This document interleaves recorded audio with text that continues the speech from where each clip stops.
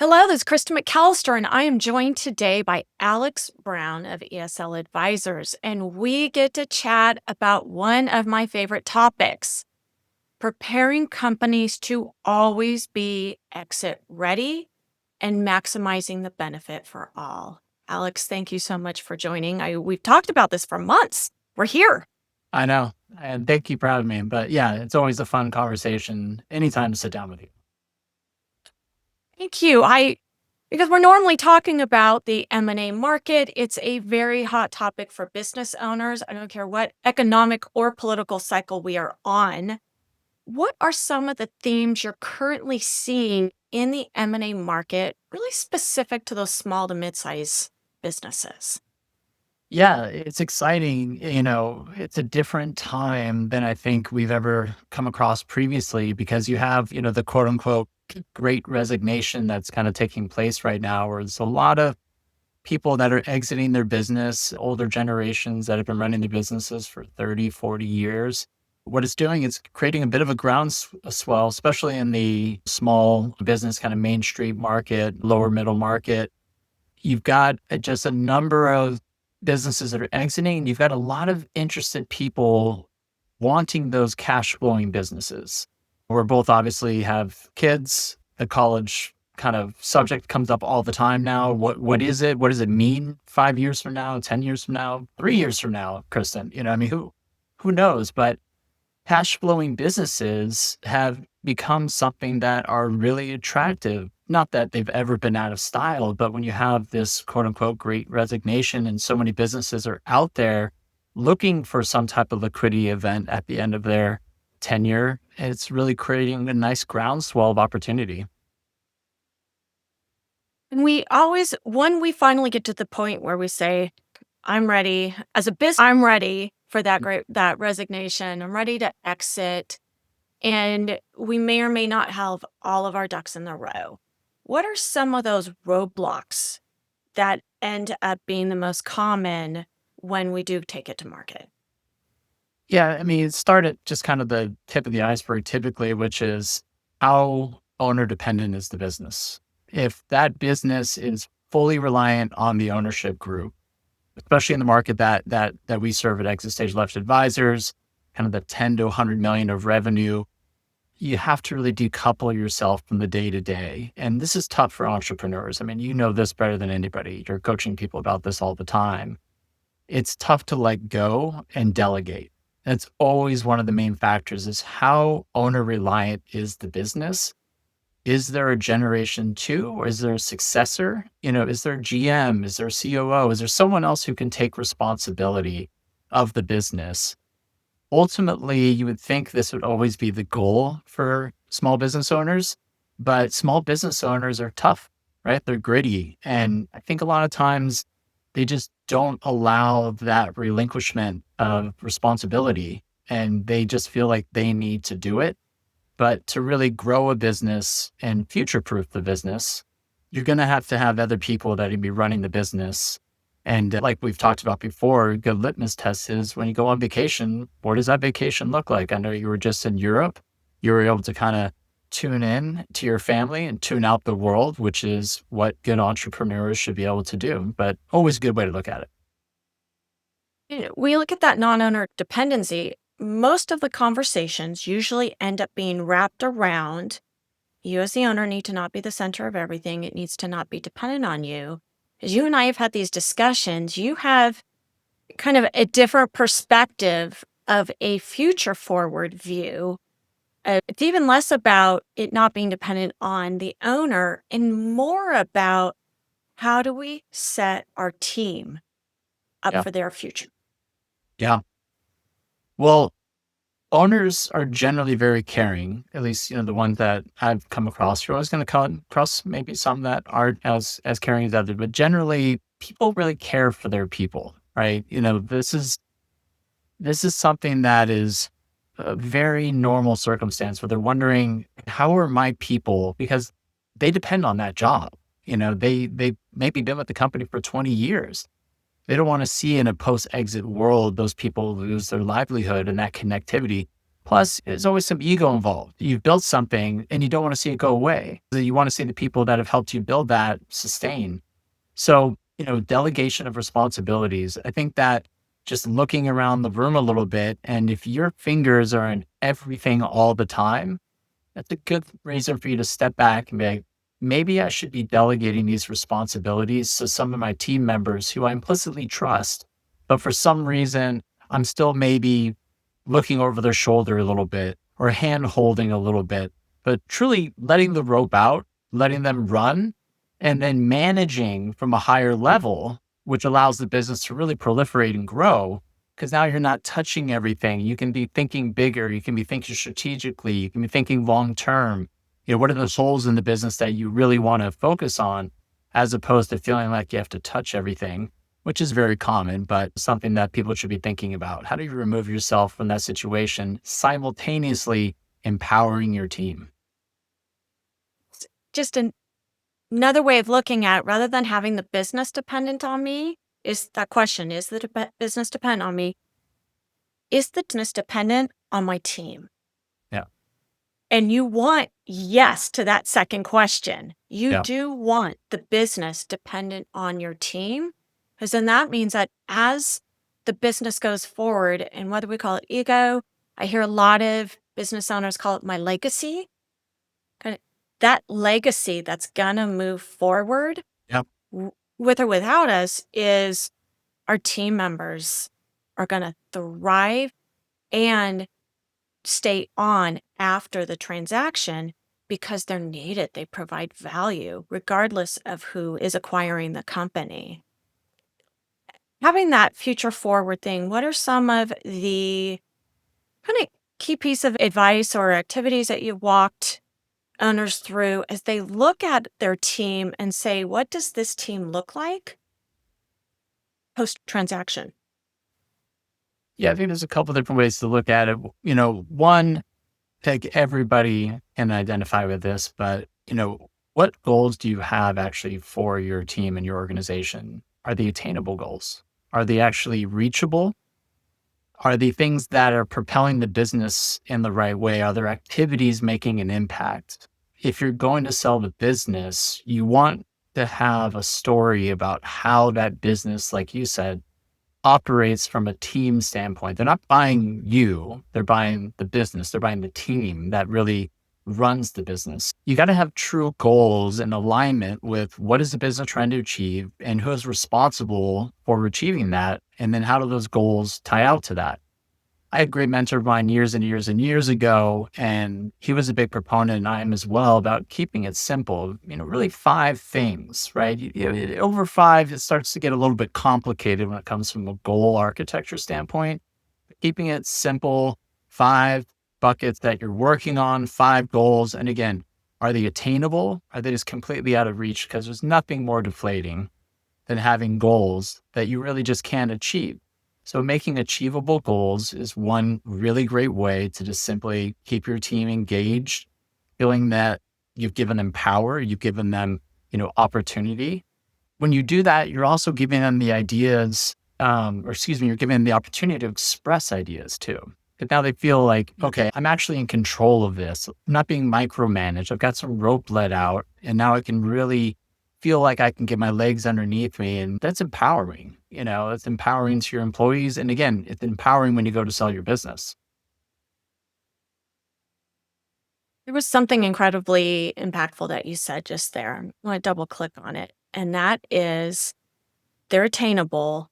We reach our goals, and then we're going to set new ones and we reach those goals, being part of the story and the narrative to whoever is going to come next. And as you mentioned, whether that is the next generation of our family or whether it is a potential acquirer, they're going to look at what were your targets? What were your Yeah. goals? Where you by?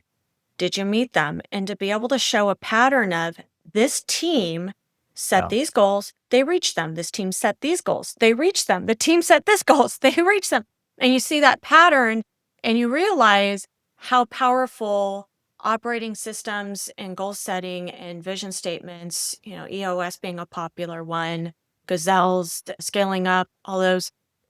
This is one of the big reasons why it drives scalability, it drives predictability. Yes. And Predictability is the where keyword. Yeah. predictability, so where does value come from? It's that predictability, Yep. because then say, well, the team accomplished all that. They're going to continue to do that going forward.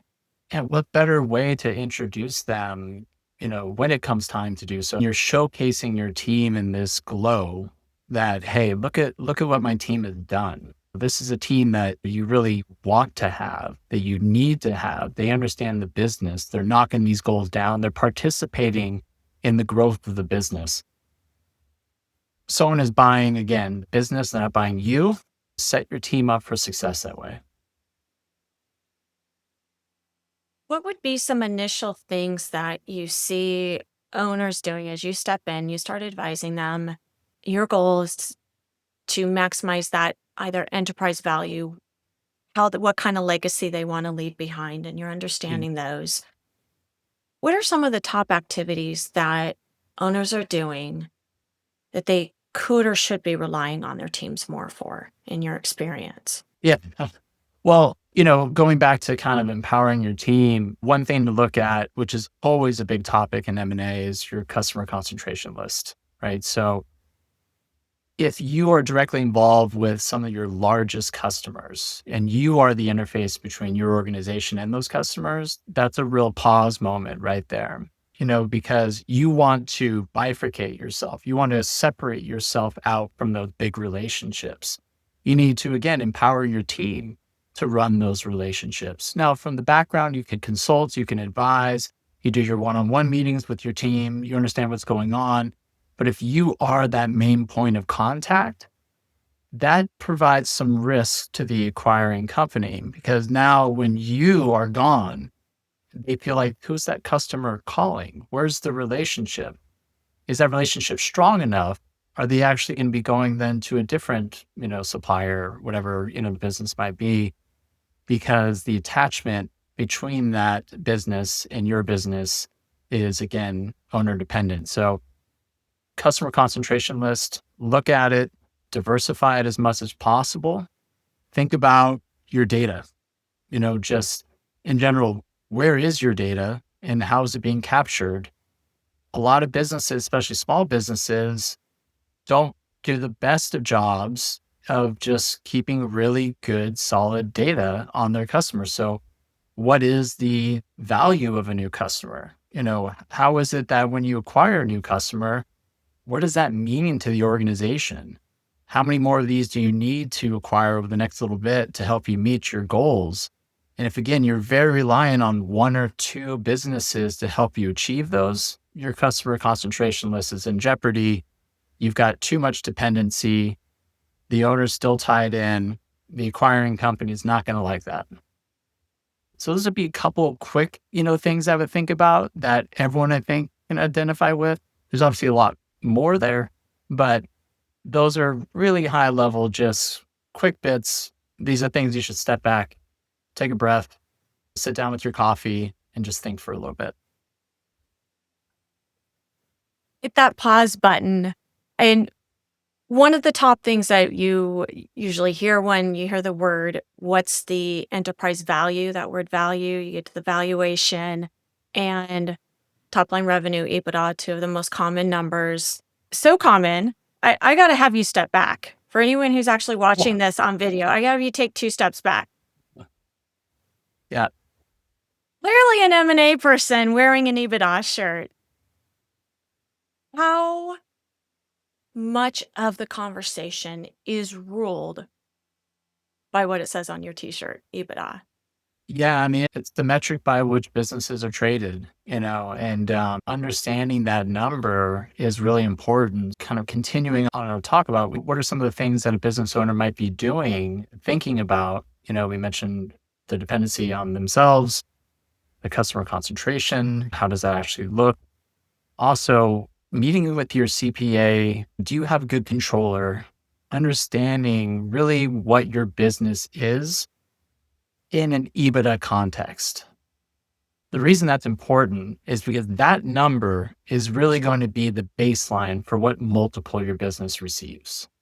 So pay attention to it, understand it, sit with your CPA, make sure you have a good controller, all sorts of other things like, for example, if you're taking cash in the business, for example, a lot of business owners, I'm not saying I blame them or fault them, but no one wants to pay too much money in taxes.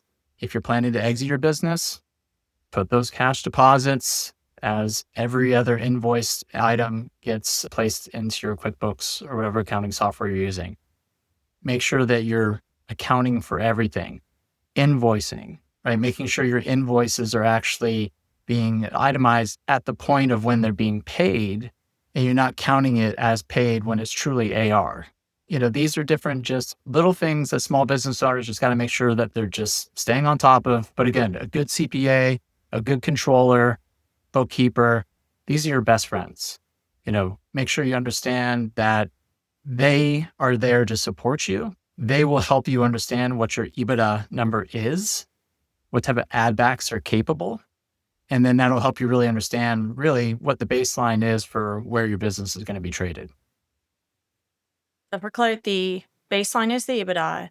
The multiple is impacted by some of the things we've been talking about, the customer concentration, the owner dependencies. Is Yes. there a team in place that's predictable, executable, scalable? Yep. Got it. And future growth of the business, it, depending on what segment your business is in, but you always want to show, you made the comment earlier, predictability. Well, a business is going to be buying you based on the predictability, but what they're hoping to see is that revenue going up and to the right on the graph. It makes it a more difficult conversation to extract a higher multiple when business is down or it's flat.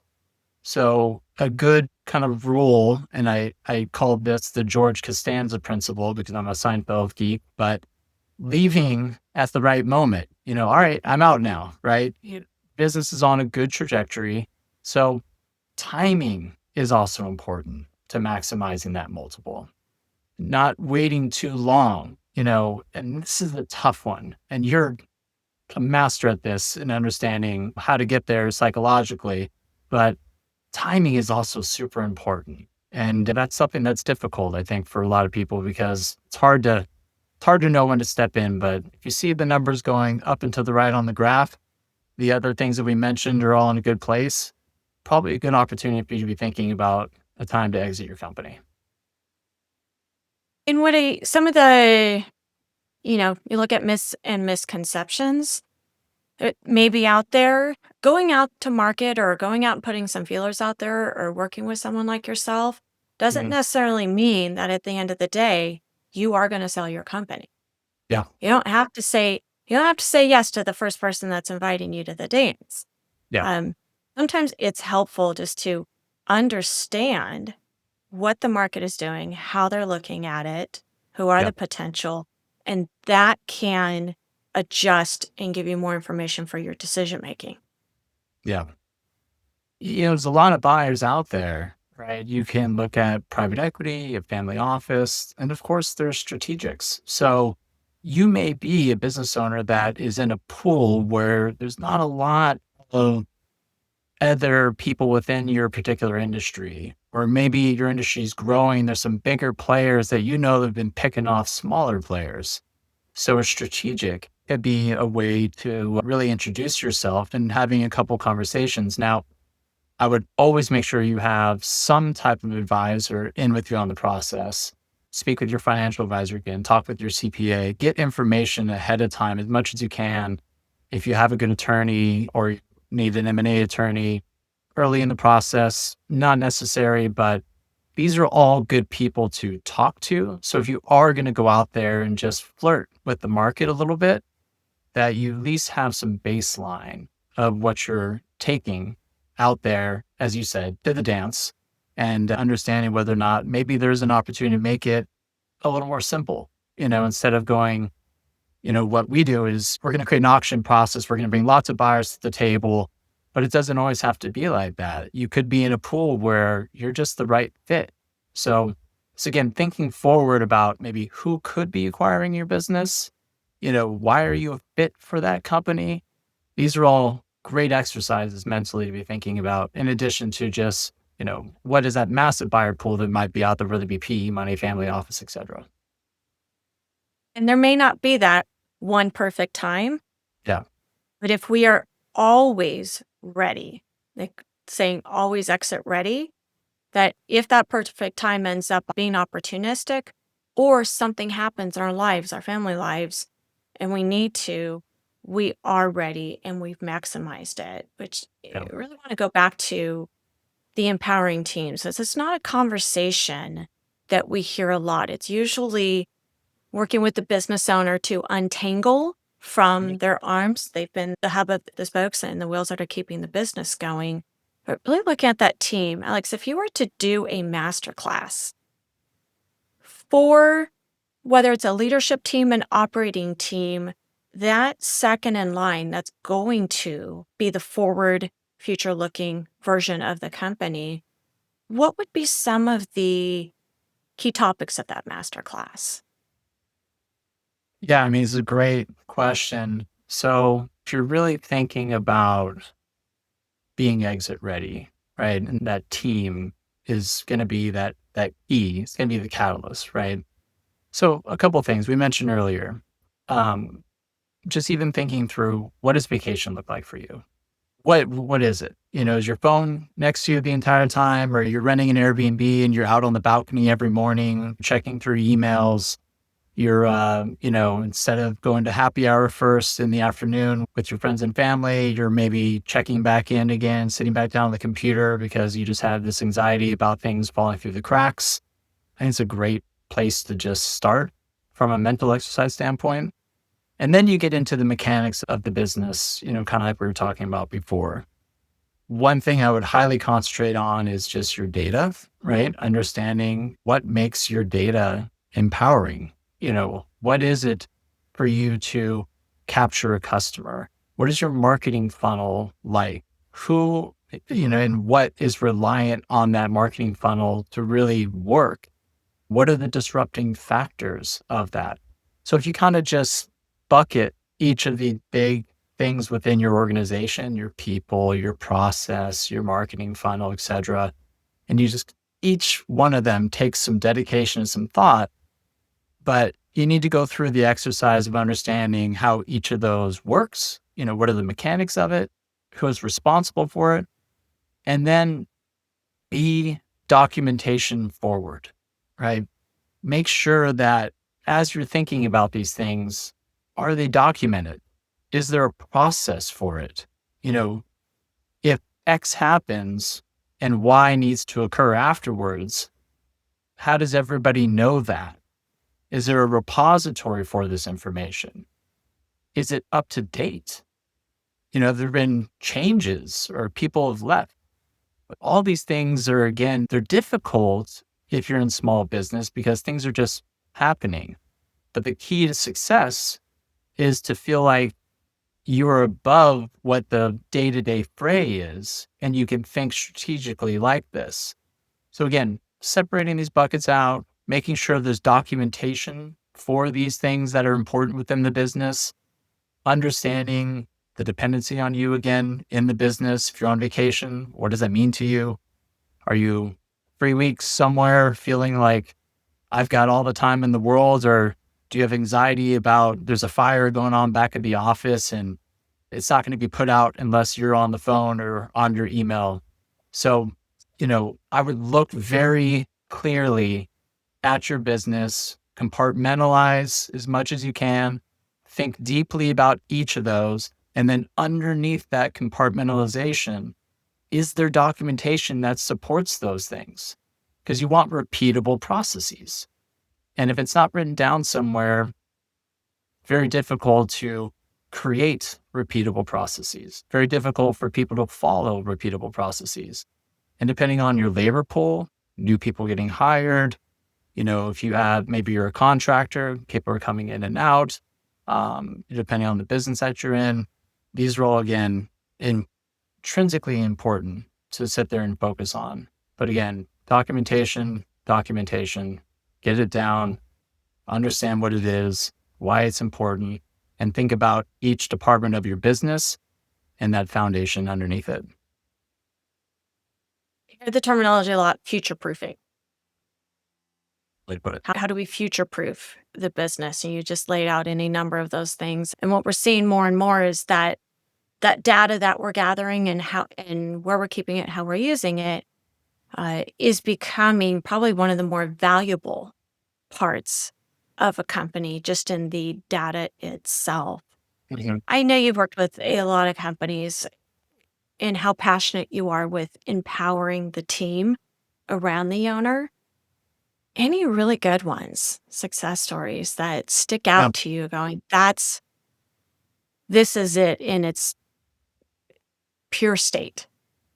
Yeah. What I love in the exit process is when an owner, and this is something that we often advise about as well, and people generally are on board pretty quickly, but make sure there's a carve out for your key employees in that new code that's being created. Whoever the acquiring entity is, you want that group, that core group, that team that you've built, as we talked about with goals, attainable goals. Well, now make them into owners of that new organization. Have a little stock carve out for them. That's something you want to fight for because ultimately you want your people to succeed. Most owners do very much care about their employees. And it's something that always warms the heart is when they are willing to give away even some of their equity at the closing table just to make sure that employee stock is there. Now, again, I would never let that happen. We would always fight to make sure that it's being provided from the other side, from the buy side. Mhm.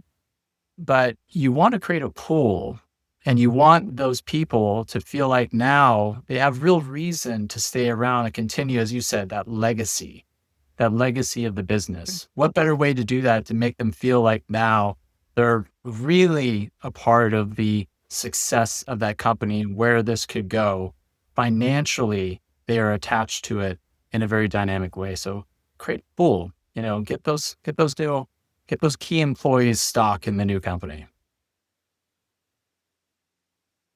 I've been seeing that more and more, and I've actually been hearing it not from the owners, but from individuals that I know in leadership executive communities saying they're staying on for a couple years, and here's why, and here's what the owner did to set it Yeah. all up for success. And I'm hearing that a lot more than from the other side of I'm in a company, they're going to exit in a couple years. I got phantom stock. I got some type of a vehicle. We're seeing that vehicle now on that future forward state that you talked about.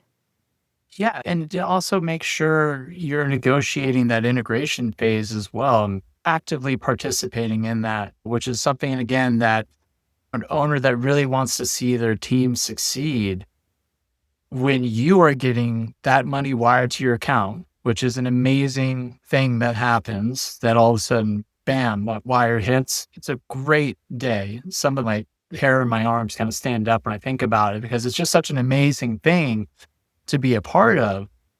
But be an active participant, knowing that when that happens, your job isn't over.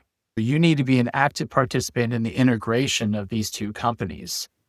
And that type of forward care is going to help solidify the things you fought for with your employees to make sure they have an employee staff, that things are seamlessly moving over. Because culture and those dynamics, they can be very difficult. I mean, again, I'm preaching to the choir here on this, but you want to be a part of that process. You need to be a leader in that integration process. No one knows the business better than you. You've been a part of it for X amount of years.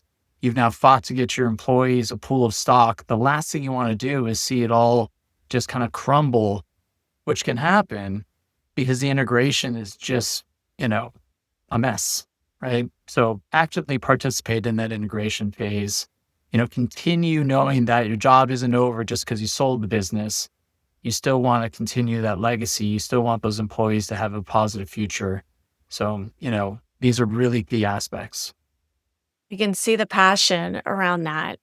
I Before we wrap up, I want to hit on something that's a little more timely, which is some key industries that you're seeing a lot of activity in. And I think you've almost become the go-to firm in those industries. What are those and what's the landscape looking like? Yeah, there's quite a bit that's out there. It's very dynamic. Right now, I would say one of the hottest M&A segments is blue collar. Now, depends on who you ask, because, for example, HVAC has been under an M&A process for a while. There's been a lot of deal flow within that. Many of the other trades have also been in this trajectory of getting acquired. So this isn't new. But with us in particular, we found that we continue to grow in our deal flow month over month with the blue collar businesses, with the trades. We've done a lot this year in roofing, garage door. One of the hottest M&A segments is actually pest control, as far as one of the highest multiples that are out there currently. You still see a lot of in the medical space, veterinarians in particular have been, hot for a while now. That continues to flow quite heavily in the space. And then you've got a lot of other things that are really interesting that are taking place. Labs, for example, Kristen, right? Think about what's taking place with the healthcare of this country right now, where power is kind of shifting through private enterprise back to the individual. You have direct to consumer products for blood testing. You have a myriad of things that are changing the way people actually even medicate. You have compounding pharmacies that are taking things like peptides and, creating really incredible storylines of, healing that, typically that type of control wasn't in the power of the consumer previously. So that's a very interesting area as well that we're exploring more and more. But there's a lot in the blue collar that's taking place right now. And I think it's going to maintain, as we kind of started this conversation on the great resignation, a lot of those businesses are built in the trades, in the blue collar, in manufacturing. You call them the dirty jobs, so to speak. Those are very lucrative businesses. And you have a pool of buyers that are trying to figure out what are enduring companies over the next 5, 10 years. How will they be disrupted by AI? You know, there's a myriad of ways that blue collar businesses will be disrupted by AI, but it's going to take a little bit more time for Optimus, the robot from Tesla, to come into your home to fix your sink. But within that, there is just a ton of opportunity. And I think you're seeing just more and more, how can people access the homeowner? How do they have access to Kristen McAllister and her family? What type of cross selling is there taking place amongst those services?